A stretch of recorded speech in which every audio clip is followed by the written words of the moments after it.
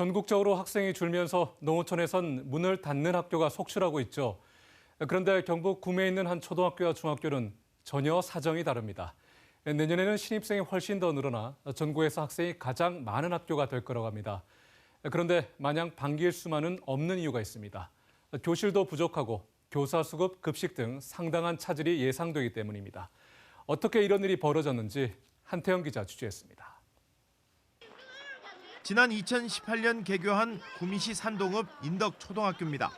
아파트로 둘러싸인 이 초등학교의 학생은 1,650여 명.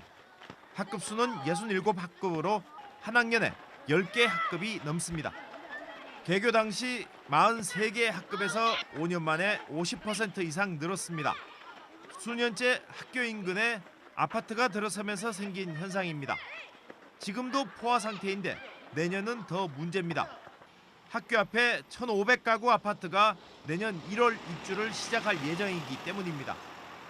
학생 400명가량이 한꺼번에 더 늘어나고 학급 수는 80여 학급이 될 것으로 전망됩니다.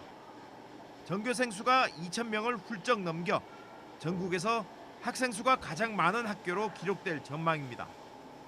교실은 수급이 가능하지만 체육 수업을 다 소화하기 힘들어 가뜩이나 좁은 학교 운동장에 다목적 강당을 짓기로 했습니다.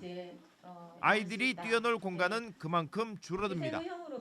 저희 전학년이 다 운동장에 설 수가 없습니다. 한 학년도 반은 운동장에서 있고 반은 강당에서 반반 나눠서 체육대회를 하는 실정입니다. 좁은 급식실은 3교대로 돌려야 할 형편입니다. 당장 급한 불은 교사 수급 문제입니다. 입주가 내년 1월이어서 얼마나 많은 학생이 들어올지 정확하게 예측할 수 없기 때문입니다. 학부모들은 신입 교사들만 몰리게 되는 건 아닌지 걱정하기도 합니다.